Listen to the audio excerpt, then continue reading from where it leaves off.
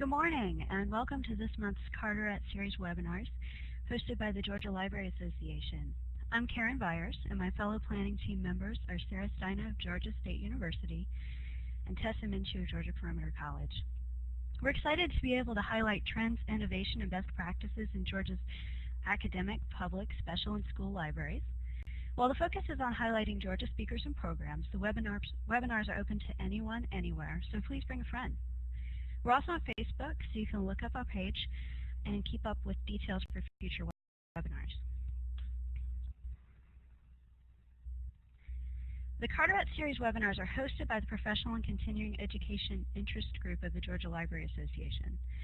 If you live in Georgia but aren't a member, we strongly encourage you to join GLA. Your membership shows much appreciated support for these webinars and for the Georgia Library community as a whole. Before I introduce you to Chris, who's our first speaker today, I'd like to tell you a few technical things. For those of you who are tweeting, the hashtag is Carterette. Please remember that moderators can see all your chats, even if they're sent privately. If at any point you lose audio, log out and log back in again. That usually fixes the problem. And attendance certificates for continuing education credit are now done online. We'll show you the URL at the end of the presentation and email it to you as well. All right, let's get started. I'm excited to introduce Chris Pollette to you today. Chris is an Institute of Museum and Library Services resident librarian at Emory University, and he's the co-host of Tech Stuff, a computer and electronics podcast from HowStuffWorks.com, a Discovery Communications company. Chris earned his master's degree in information science from the University of North Texas in 2010 with a graduate certificate in digital content management. Among his professional and research interests are open access, digital humanities, and the use of technology in all levels of education. Now I'll hand it over to Chris. Thank you very much. And I'd also like to thank everyone for being here and to the GLA for having me today. I would just like to know, as we are getting started, is there anybody here who actually isn't familiar at all with podcasting? And if you would, just raise your hand on the little raise your hand button under the participants section. I imagine that just about everybody has an idea. Okay, cool. So that's a good start. Basically, I'm sort of doing two things at once at the moment. I'm actually nearing the end of a 9-month residency here at Emory University. And before that, I was at HowStuffWorks.com as an editor. That's how I actually got started before Discovery Communications acquired the company.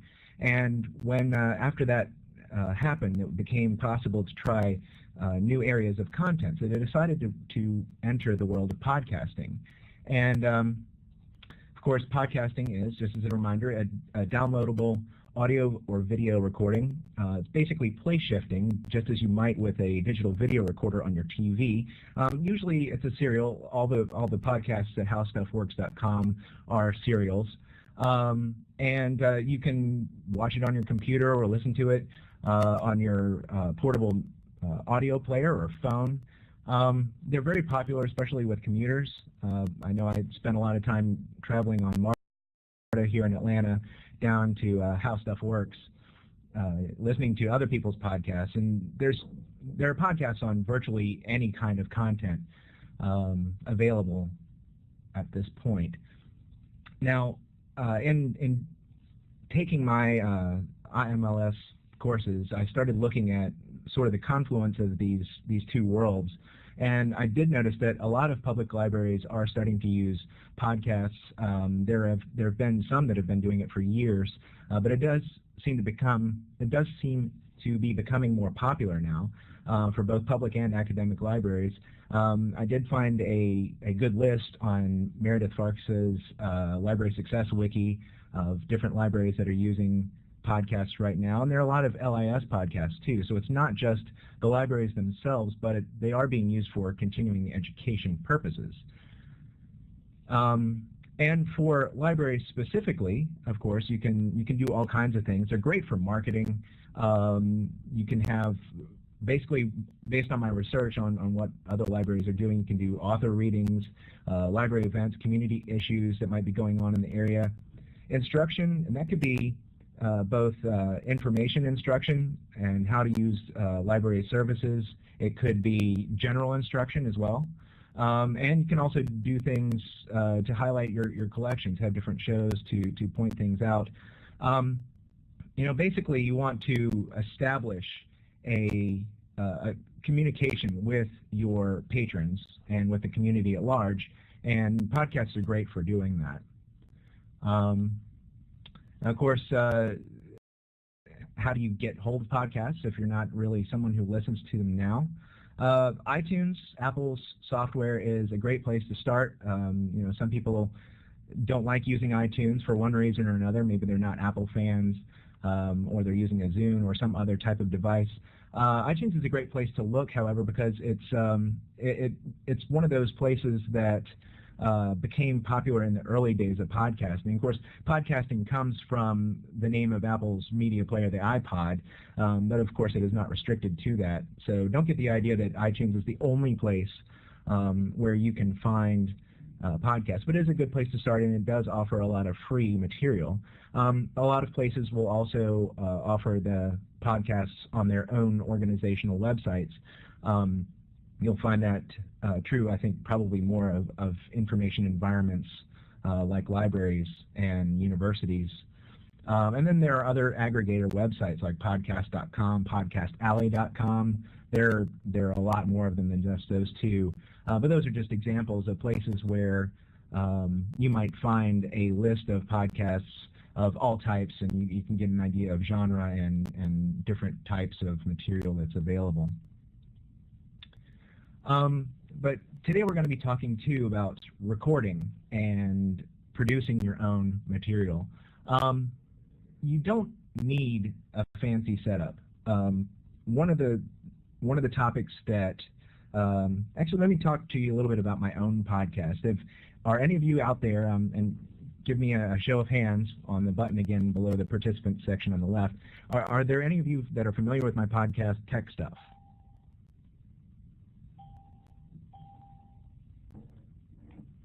Okay, there are some. Cool. Wow, that's great, especially since I sound more polished when they've had a chance to edit my voice down. Anyway, well, yeah, we started Tech Stuff. The very first podcast at HowStuffWorks.com was called Brain Stuff. The founder of the company was Marshall Brain. Yes, that is his real name. And he used to talk about all kinds of curiosity subjects. Very short podcast, about 5 minutes long. And then they decided they wanted to, when they brought it to our office, they wanted to go ahead and come up with some new ideas. So we launched a podcast called Stuff You Should Know, which I would wager even more of you probably have heard of, hosted by Josh Clark and Chuck Bryant. I actually used to co-host that with Josh until we decided to branch out and make some other podcasts. Stuff You Missed in History Class was the second after that, and then mine, Tech Stuff, was the third. And we talk about electronics and computer technology. And the thing about it is, this all happened as a result of having a video department. So we already had a setup with a computer, a whole mixing board. We have video producers available to us. We had professional level microphones and all the audio equipment that we needed. But you don't have to have that. All you really need is, if you're going to do this with one person, all you really need is a microphone, a computer of some kind, an internet connection so that you can publish this, and at least one human. Although, if you've poked around on iTunes long enough, you've probably noticed that not all the people who record podcasts are human. Good point. Robots, there are some robot podcasts, and you would be surprised how effective they are at communicating. So, what kind of hardware do you need? You can record directly to a computer if you'd like to. That's the way we do it at HowStuffWorks.com. They have a mixing console that plugs directly into a computer and is recorded digitally. You can also use something like a portable studio.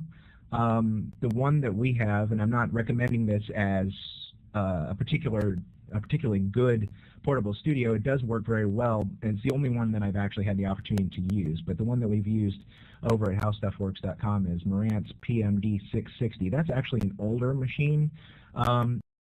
It runs, I think, between $400 to $600 based on what I've seen online. It is a portable digital recorder which you can use in a variety of places. So if you're going to do something where you're mobile, that might be a better option. It might be a little bit more easy to use than something like a laptop, where you would have to juggle it depending on what you're actually trying to do. And it does use an XLR mic, which is one of those professional mics with the big fat cable on it. So you get good sound quality, but again, you might have to fork over a few more dollars to get that. As far as microphones are concerned, the Blue Snowball, I've seen it in many places. It's about, I think, somewhere between $50 to $100 depending on where you go, and it's a USB microphone, so you can plug it directly into a computer without having to use any kind of mixing console. The ones we use in the studio at HowStuffWorks.com are AKG C2000Bs, which are an XLR microphone, and that means that we actually have to have the box to plug it into that goes from that into the computer. And we actually have preamps that run directly into the computer, and that's just a very big, it can be a very big investment, but it just sort of depends on the level that you're going to proceed with when you're podcasting. If this is something that you're very serious about, you may want to look into a more involved setup. It all sort of depends on how much you have to work with, but honestly, you can do a very good job with a computer and an inexpensive USB mic. It's probably also a good idea to have a pair of headphones so that you can hear what you sound like when you're talking. Jonathan Strickland and I, who are the co-hosts of Tech Stuff, we both use headphones while we're recording, and our engineer will keep a mix of our voices so that we can hear pretty well what we're doing. So that it kind of gives you an idea of what you're doing and what you're saying. It sounds a little funny to not know, but it helps you concentrate on what you're doing at the time. As for software, again, you don't have to fork over a lot of money to do this. Audacity is a free option, and it runs on multiple platforms. I believe it's even available for Linux as well as Mac and Windows. I mean, a lot of people use for Macintosh, they use GarageBand, and for Windows, Mixcraft. These are both fairly inexpensive programs, and they actually have some nice features. You could go as far as going with something like Pro Tools or Final Cut Pro. Again, it depends on how much you're really willing to spend on it, and how, I would suggest, well, we'll get into the tips and tricks in a minute. I would suggest recording a few podcasts for yourself before you try to release them, and listen back to them. You'll get an idea of what you sound like, and whether or not you're happy with the audio quality. I think you could probably get out, if you already have a computer, you can probably already, just purchase a microphone and give it a try with that and some of the inexpensive software and see what you think. Aviary, I don't know how many of you are familiar with Aviary. It's a free website that allows you to do a lot of image editing. That's where they started, but they also have started adding some audio tools as well, and they're actually marketing themselves as an opportunity for people to record podcasts now for free, and that might be something worth checking out too.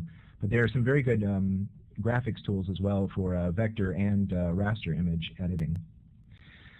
Can you use art and music? You can, if you'd like to. Of course, I don't need to tell anybody on this particular webinar that you need to pay attention to copyright issues. We've had a lot of requests for how to do a podcast, and Jonathan and I actually recorded, and you can go back and find this in our archives. We actually recorded a how to podcast. It was back in November of 2009, I believe. And of course, we had to explain to that audience, you have to be careful with attribution. You need to make sure that if you use any music that it's cleared, or any art. You can actually embed art in an audio podcast, depending on the tools. I know GarageBand will let you do that. At HowStuffWorks.com, None of our audio podcasts actually have that art embedded in it. There are a couple. I'm actually into board gaming and things like that. There's one called The Spiel, which is about, it's a very long podcast. It usually runs about 2 hours, I think. But they will actually show you photos of the game pieces that they're talking about and the board games that they're talking about. But you have to have a software program that will actually enable you to do that, and not everyone will do that. So there are many royalty-free collections for both art, of course you know that, and music. There are actually people that will promote themselves as a place to go if you're looking for music for your podcasts. So that could be a useful resource for you too. If you're looking to do that. Or of course, if you are musically inclined, you can always record something yourself, which is fun. And video podcasting. This used to be called vodcasting. That name didn't catch on. I'm happy about that. I thought it was a little silly. But we do have some video podcasts at howstuffworks.com. I don't participate in any of those. But as I said, we already had a video set up and people who were trained to do that. This is more costly, as you might imagine, because you're going to need a camera. I would suggest getting something that will plug directly into your computer and that you can use the computer to record rather than trying to record directly to tape and take it from there. And you're going to need some video editing software. You could go with something inexpensive such as iMovie for the Mac. You could go high-end like the Avid products. Again, this is a little bit more costly than doing an audio podcast, but I will tell you that video podcasts do tend to pull a lot of attention. So, keep it in mind. Do you need a green screen? Maybe. We do have one. It's kind of a pain in the neck to use because it requires a lot more editing and generally requires someone to be there.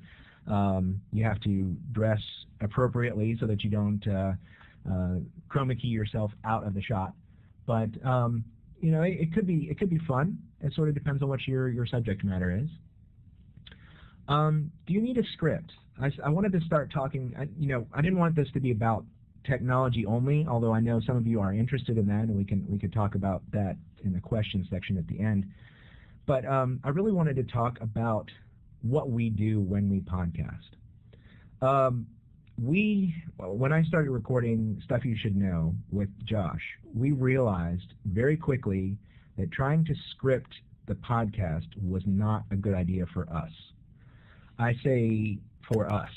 I was, in doing some research for the podcast, I wanted to learn more about how other people podcast so that I could give you sort of an informed opinion on how this works. A lot of people do suggest using at least an outline, very much as you would a professional writing piece. And that's probably true. I'm thinking about whether or not if I were recording something for Emory here at the library, I would probably do something more scripted simply because it's an academic environment. I would be communicating primarily to students and faculty. So I would probably try to keep it a little bit more serious and a little less conversational. That said, I personally believe that podcasts are related to blogging, they're related to social media, and I consider podcasting to be a more conversational medium anyway. So I would probably be a little bit more scripted, but not keep a script. Now, there are other podcasters that I work with who do script everything out. We found at How Stuff Works in the early days when I worked with Josh and then moving on with Jonathan that doesn't work so well for us.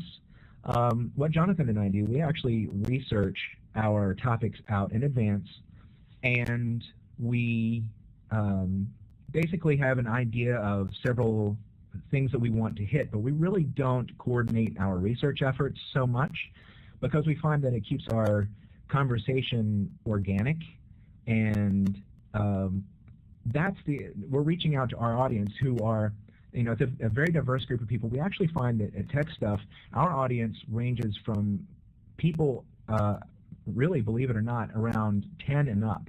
We get a lot of people who are 10 to 14 who ask us questions about technology, and that has ended up being very positive for us. Both Jonathan and I really like the idea that we're educating a variety of people. And we really love the fact that we've got a lot of younger listeners. So we need to keep it at a level where we can explain complex technical issues in a conversational, informal way. And that seems to work for us. On the other hand, we recorded an episode on MRI machines and how they work. We also did one recently on a space shuttle and how it works in commemoration of the last flight of the space shuttle program. And in both cases, we had engineers who worked on an MRI and the space shuttle specifically write in to talk to us about things that we said, maybe things that we didn't have exactly right. But both of them, thankfully, were fairly positive in their comments. So, I mean, we reach out to a lot of people. So we're very conscious that our audience has enjoyed the two of us having a conversation between one another. And we also know each other very well. We've been working for almost 3 years together on the podcasts. And we're actually about to publish our 302nd, it looks like, episode of Tech Stuff today. So Jonathan and I know each other very well. In fact, I made the joke earlier about not being edited in this environment and being a little nervous about that. But he and I have gotten to the point now where we need very little editing unless we realize that we've said something that's patently wrong and that we need to stop and start over and re-record. So if the more we do this and the more we talk about the technical topics that we talk about on a daily basis now, the easier it gets. So if you're not as comfortable with the person you're working with, if you're not as comfortable with the material you're going to cover, it might be worth it to do a script. I would suggest at least getting started, you might consider an outline. And depending on how much you know, you may find that the podcast just records itself. You just start talking about the material and it goes from there. Now, acquiring an audience. Of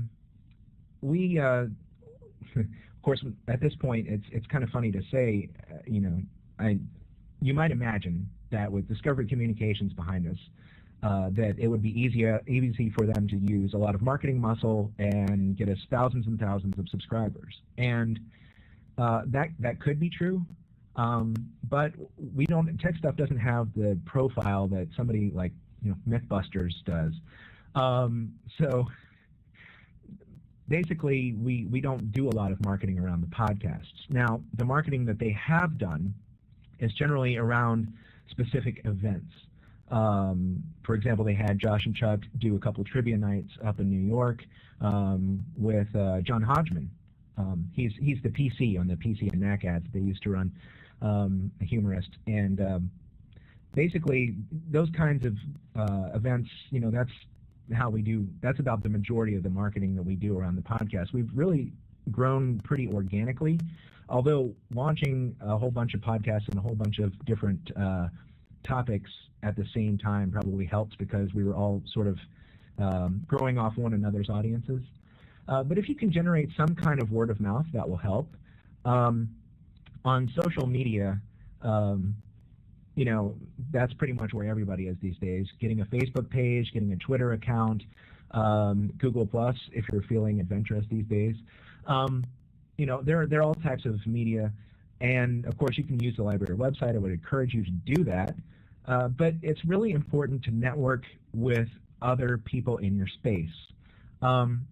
Jonathan is particularly outgoing. I'm a little bit more shy than he is. But he works with other people like the Twit group, This Week in Tech. He's appeared on a few CNET podcasts. They're the technical news division of now CBS. They actually started as an independent and were acquired.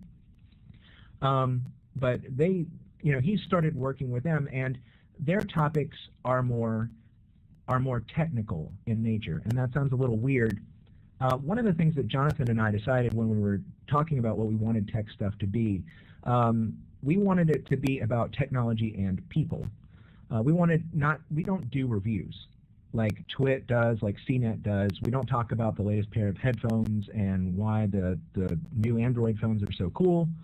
We talk about things like the Bloombox, which is an alternative energy source, and what would be the ramifications of switching to fuel cells powering homes and businesses and universities versus those kinds of technology. We talk about people who have influenced technology, like Ray Kurzweil, and even people like Isaac Newton and their influence on technology.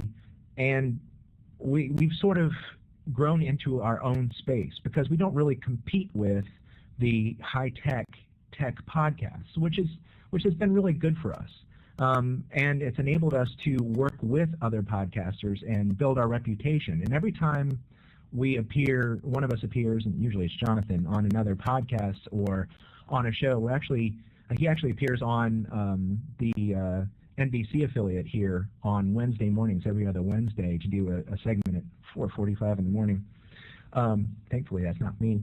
To talk about pieces of technology. Anytime you can use an opportunity to get out in front of more people and appear in a different venue, that's going to help you attract more of an audience and help you grow into a podcast.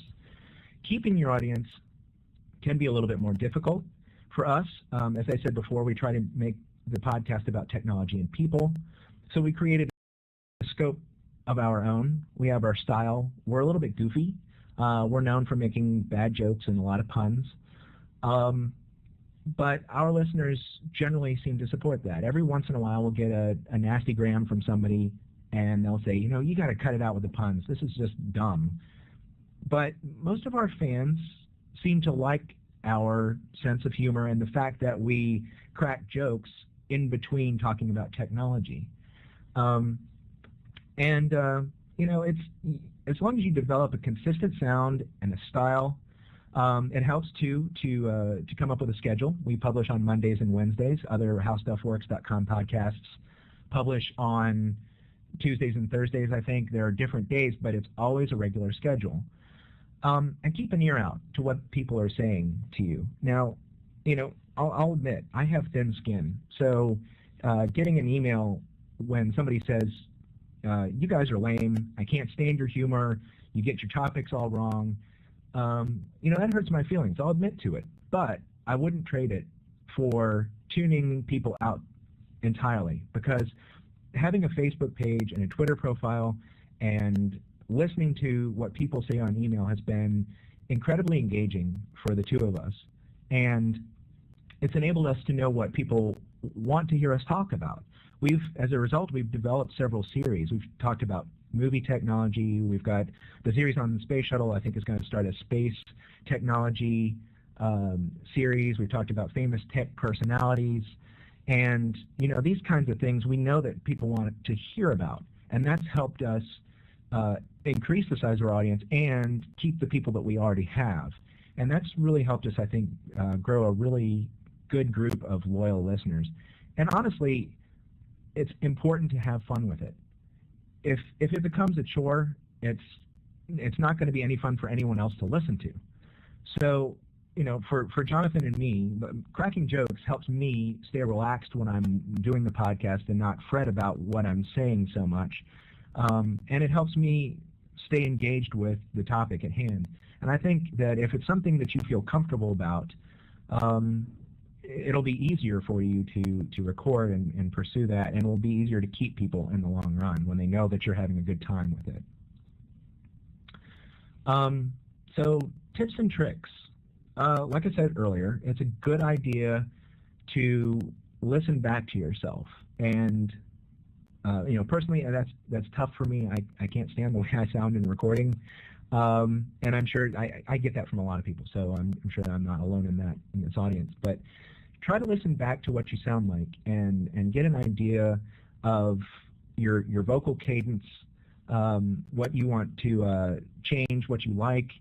You might even share it with a few people and see what kind of feedback you can get from other people.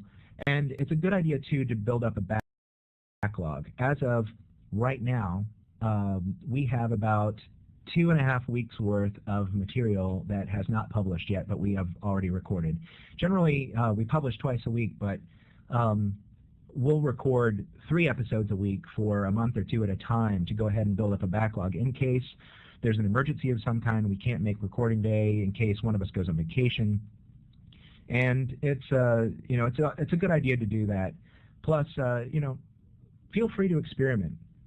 Tech stuff, when it started, was about 5 minutes long, and we got a lot of people saying, well, that's really, really short. We wish you'd get into material, more in depth. And so we settled on, we debated whether we wanted to make it an hour long or half an hour long. Right now, most episodes run about 35 to 40 minutes, although we recorded one just the other day that went almost 50 minutes. Ironically enough, it was something that both of us had talked about so much in person that we really didn't even need a script, so we just went off the cuff and just kept going. Basically, a good length for a podcast is somewhere between 30 and 60 minutes, but it depends on what you're talking about, it depends on who you're talking with. If you think you can keep an audience for an hour, that's a good idea. It's worthwhile to play around with, and if things aren't working, that's all right. You can, feel free to change things up every once in a while. Let's see, what else can I recommend to you? Another thing, just don't panic. The first few sessions will probably be a little nerve-wracking. Just take a break and take a breather and relax when you're trying to record.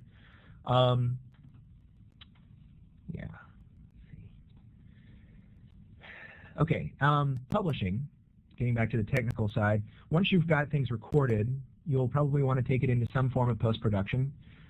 This is where you would add music or sound effects or images if you want to. You might need to edit things down. Every once in a while, you'll need to clear your throat, like I just did. But yeah, that's a good time to listen back and make sure. Well, on occasion, I've said things that I couldn't remember whether or not they were accurate, and we went back and listened to them. Needed to do some editing. It doesn't happen very often, but it happens. Once you get it polished the way you want to, then you can add an RSS feed to your website. I'm sure most of you are familiar with RSS feeds, but basically you want to syndicate the podcast. And from there you can add it to iTunes. You can basically tell iTunes where to find the podcast, and you can also do that with the other aggregator websites. And so once they become aware of where you are, they'll go ahead and take that feed. And people can also subscribe directly to that feed if they're using an RSS reader rather than something like iTunes to do that. So once you've identified some places that you want to go ahead and upload that to, you can publish it from there. Distribution, you can of course do this on the library website. Let people know where they can find the podcast. You can add it to your marketing collateral. You can also do some guerrilla marketing. Now, since I've been here at the Emory Library, I haven't done a lot of podcasting for the library itself. I did do an interview with the curator for the Robert W. Woodruff exhibit, which was called The Future Belongs to the Discontented. And the exhibit actually closed on the 30th of June, but he and I recorded Randy Gue, who's the curator for that exhibit, recorded a video interview that we published on YouTube, which really my podcasting skills kind of kicked in with that, because Randy and I basically just had a conversation with one another about Mr. Woodruff and about the exhibit. The video editing, I don't do a lot of the editing, actually. The video group at How Stuff Works does that, so I had to sort of brush up on those skills. But we also decided we wanted to do, once the video interview was published, we decided we wanted to find a way to leverage the knowledge that he had after having worked with Mr. Woodruff's papers for so long. So we wanted to do a form of audio tour, and we decided we wanted to do it as a podcast but then backed out of that idea and decided instead to do clips about individual items in the exhibit. And we used QR codes, the quick response codes like the one pictured here on this slide. Randy recorded 9 different clips, and one for several different items in the exhibition. And we put QR codes by those items so that someone with a smartphone could scan the QR code, which would automatically take them to the library's website, and it would download the clip and play it right away. Now you can do something along that line for your podcast too. You could put the barcode in other places around the library. You can, of course, add it to your marketing materials. People are curious, obviously, judging by the Tessa and Sarah's interest in the barcode. I had anticipated that happening. Yeah, people are interested. They want to know what's behind that barcode. So go ahead and use something like that to attract attention. The barcode makers, it's easy to find their websites that are available online that will help you create QR codes. So, they're free, so you don't have to worry about spending a lot of money. Basically, once you have the URL for where your podcast is, create a QR code for that, print it out, and stick it up wherever you're going to put it and attract attention to it. Jill, that is not a dumb question. A QR code actually, this helps that I did a podcast on it not too long ago. QR codes were actually created for a subsidiary of Toyota's for inventory control.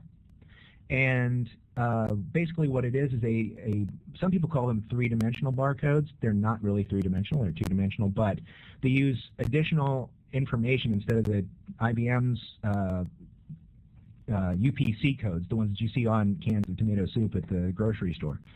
So it can contain a lot more information than the UPC.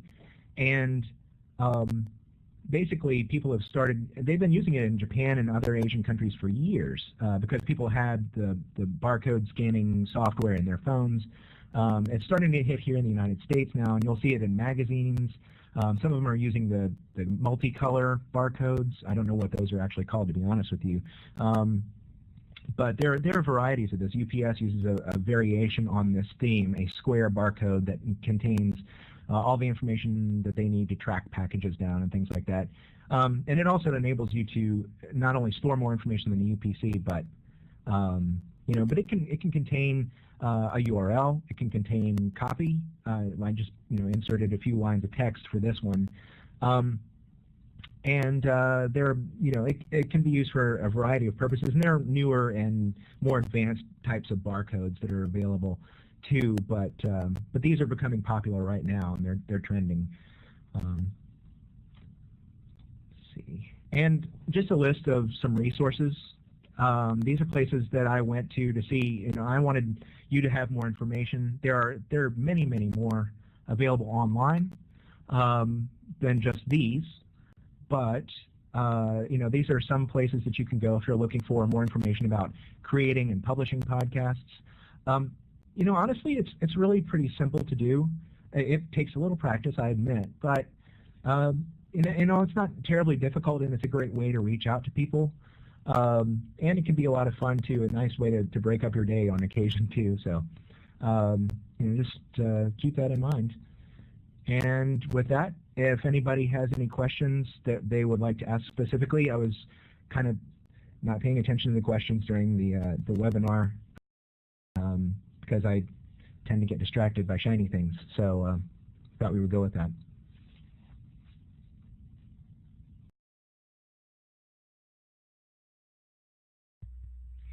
Hi, Chris. Tracy had asked, do you have any tips on librarians networking with other podcasters?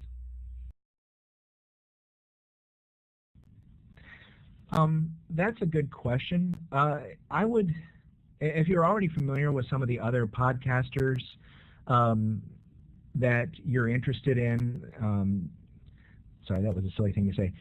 If you already have some podcasts that you're interested in, I would basically start trying to meet them on, Twitter or Facebook. Start a conversation with them.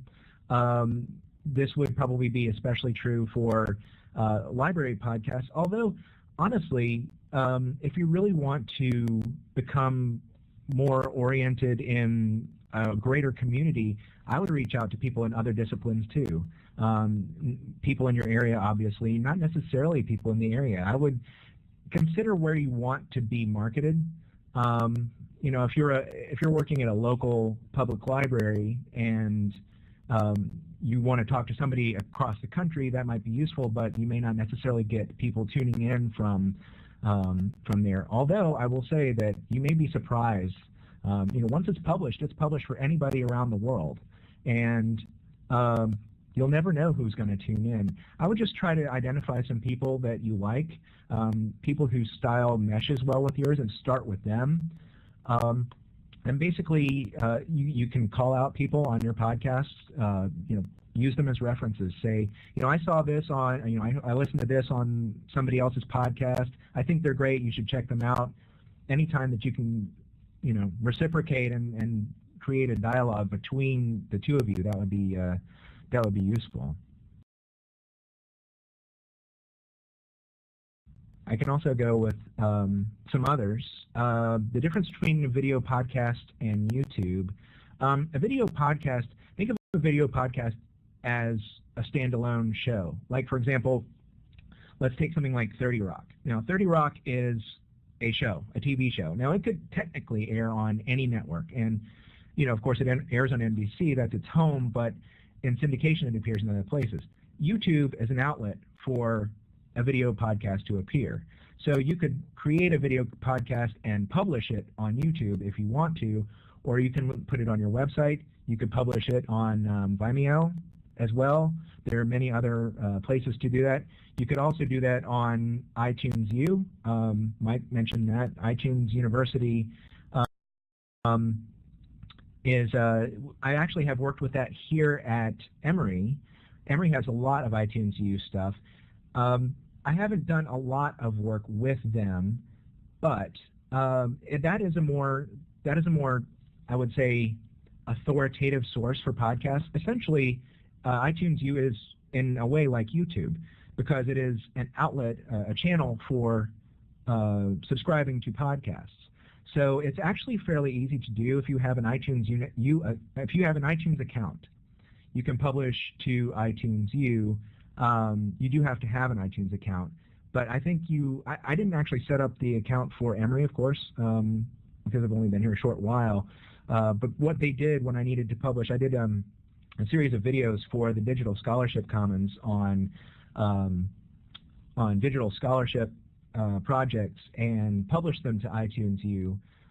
It's called the Civil War Papers Project, and I don't appear in the videos. I actually produced and published them. But once they added me to the Emory account, you upload them to the iTunes U account, and it's actually pretty easy.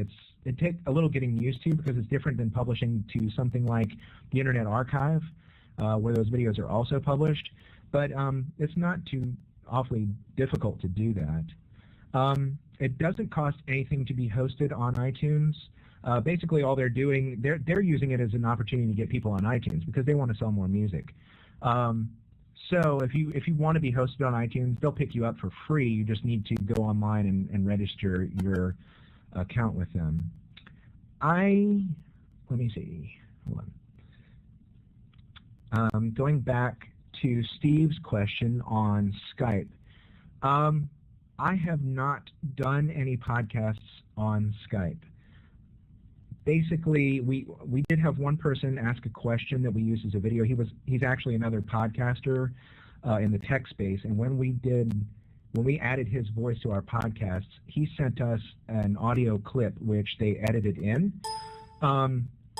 You could use, if you were going to do this on Skype, you could use something like, I'm not familiar with Call Recorder, but I have other software that I use on my Mac to record. Basically, it's called Audio Hijack Pro, and it will hijack an audio stream from any audio program, including, anything with audio output. If you were listening to streaming radio on your web browser, you can hijack that and add effects to it. You can record it, And that would be an easy way to do that. If you had a Skype conversation, you could record it that way using some software. Unfortunately, I don't know what the equivalent would be for PC or to Linux, but I'm sure there are some. From Tracy about transcripts. You know what? We don't offer transcripts of the podcasts, but that is a great idea, and I will suggest that.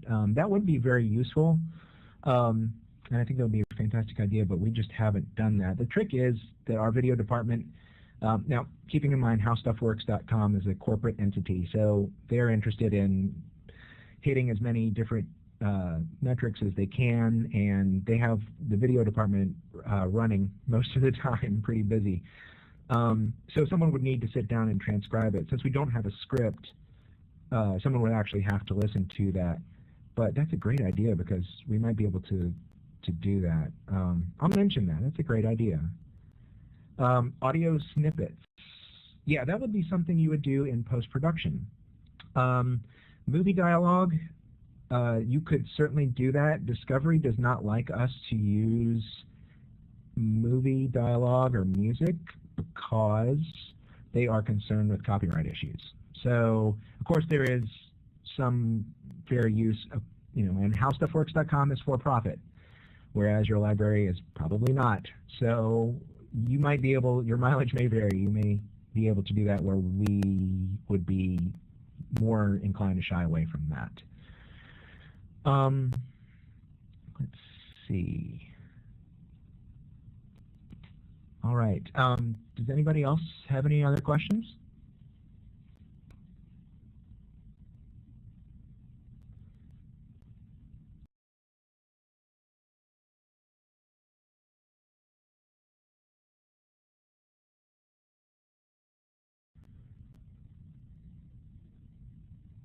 Are you speaking specifically of forums and message boards for how do I do a podcast and that kind of thing?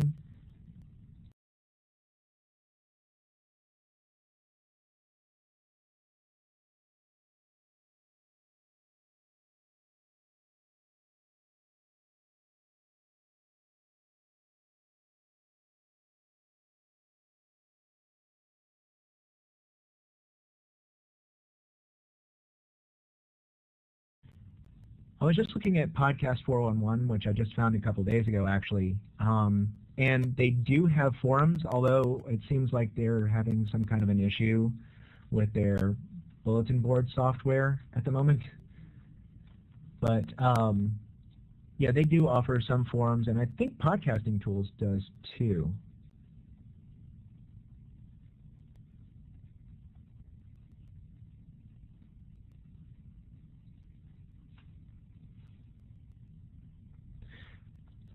Steve, our podcast comes out twice a week on Mondays and Wednesdays.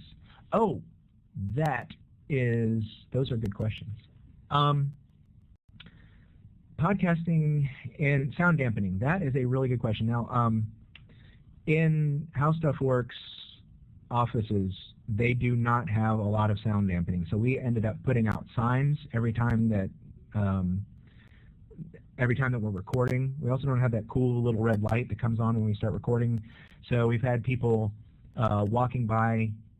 They actually put out carpet. We used to have hard concrete floors because, it was industrial and cool until people started recording podcasts and others would walk by in high heel shoes and things that made a lot of noise.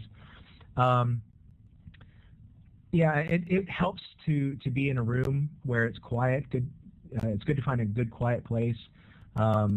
If you're recording at home, the dogs and kids probably need to stay away for a while anyway.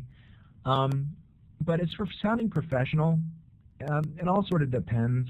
I mean, you can do a pretty good job with some inexpensive tools on sounding super professional. And you might invest in something like a pop filter, which is that thing that goes in front of the mic, or the little fuzzy foam thing that you see on some microphones to keep your P's from sounding like they're popping. But, it doesn't necessarily have to be super hi-fi for people to enjoy what you're talking about. Again, it does help to listen back to hear whether you think it sounds good to you. But, I've listened to several podcasts where it sounded like people were talking around a coffee table, and it didn't bother me at all. Also, I've heard podcasts where one person is Skyping in, and you can hear the choppiness of the voice over IP. But that, again, if I'm enjoying the subject matter, it bothers me less. That's my personal feeling on it. On size of podcasts, I'm not sure exactly how large ours are. Of course, ours are hi-fi, so they're going to increase the size of the end file. I'm thinking you're probably going to be okay for the most part if you stay. You'd be surprised too. Video files are much, much larger than audio files. Audio files are not terribly large. I'll actually download one of the new ones and see how large it is, just to see while we're talking. And I'll come back to that in just a second. Can you record without iTunes U? Yeah, you can absolutely do it without. You can do it without iTunes at all if you want to. But keep in mind that's a great place to find podcasts, and it will be easier for people to find you there because they're going to be looking for you there.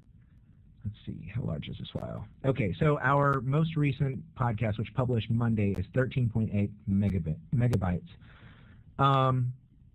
So, on a dial-up connection, that's going to be a little lengthy, but not awful. I think that one runs that one runs 37 minutes and 42 seconds, so that's about average for us. So it's going to be about 13, 14 megabytes. Thanks, Karen, for pointing out air filters. I would also tell you to turn off your cell phone or put it in airplane mode. You don't hear this, but in a lot of cases, especially if you have a sensitive mic, it will pick up the data transmission. If you have unshielded speakers and you wonder what that noise is when your phone is sending or receiving data, it will do that, and you won't even hear it until you listen back to the podcast and you realize that was happening the entire time you were recording, and you have to re-record the thing. So you don't want to do that. So I don't know if I missed anybody else's question. Okay, good examples of libraries doing podcasts. If you go to that link that we mentioned earlier, let's see, there were some pretty good on the Library Success Wiki. Let me copy and paste that back in there for you.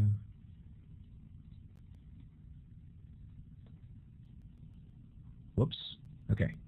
Try that again.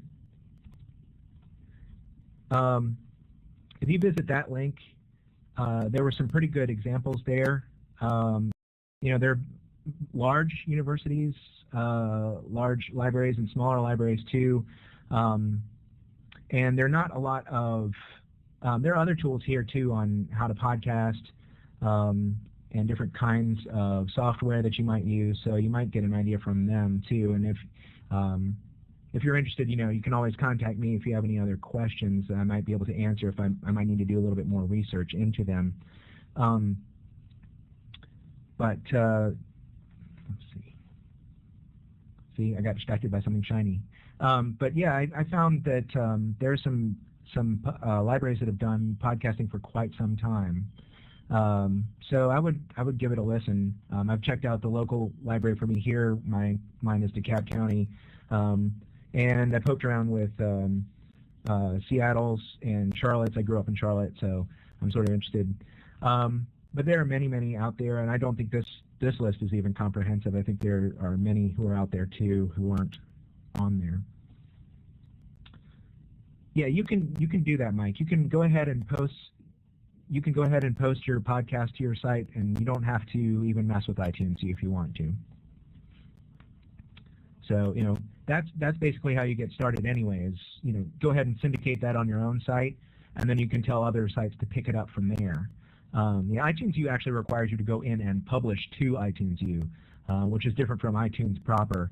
But yeah, you don't ever have to feel dependent on iTunes U or iTunes itself to publish a podcast. Do what you feel comfortable doing.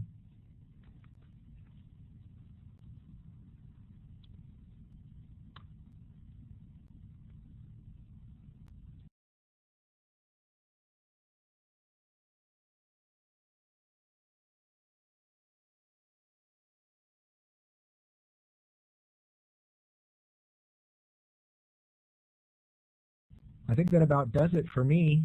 Thanks again for everybody for listening, and to GLA for having me, and I really appreciate your time.